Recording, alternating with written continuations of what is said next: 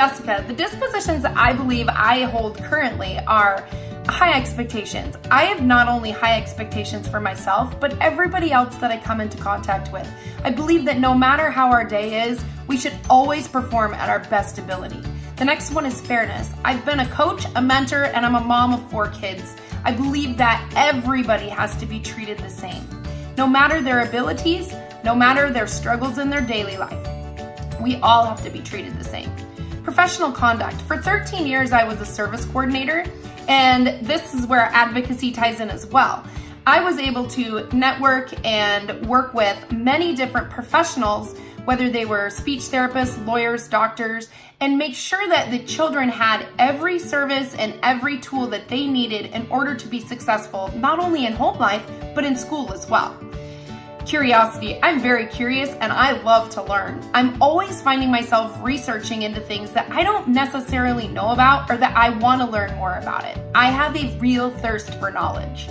Honesty. I believe that I am probably one of the most honest people you'll meet. And with that, sometimes comes some struggles. I find that no matter what, you kind of have to know who you're talking to and be able to tailor your honesty in order to fit that person's needs. So while you might come out and say it really blunt with some person and they're fine, you kind of have to tiptoe with others. Compassion. Again, 13 years as a service coordinator, I am compassionate to no matter who I meet.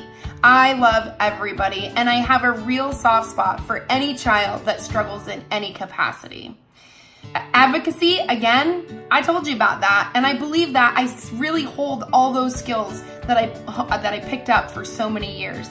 Dedication, I'm dedicated 100% to everything that I'm doing. I believe that if I'm not giving 100% of my effort, I might as well not be doing it, right?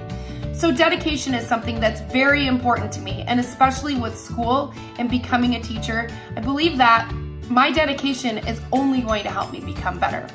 The dispositions that I have that I feel like I need to work on start with respect for diversity. Although I am respectful to anybody, no matter their race, no matter their gender, no matter their religious beliefs, I've never lived in a place with a lot of diversity. I've always lived in a small town. And small, I mean like 300 people.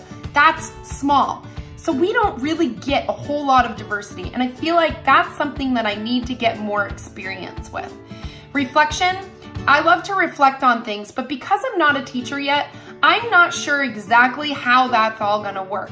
While I believe that using those assessments and observations and feedback from other educators are going to help me tremendously to hone my skills and become a better educator.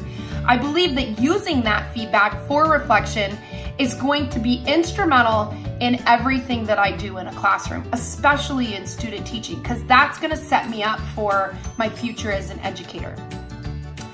The dispositions demonstrate my ability to understand other cultures, genders, and learning differences. Well, I have a lot of experience with learning the differences, but as I said, I don't have a whole lot of experience with a lot of other things.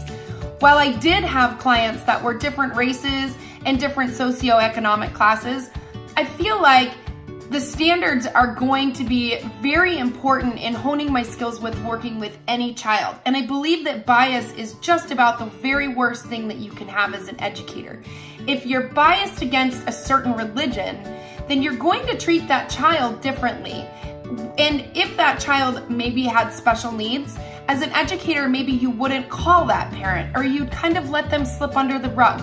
So I believe that bias plays a huge part in the success of children and an educator. I think that an educator with bias really probably is in the wrong profession because bias is something that cannot be seen at all, to me, while being an educator.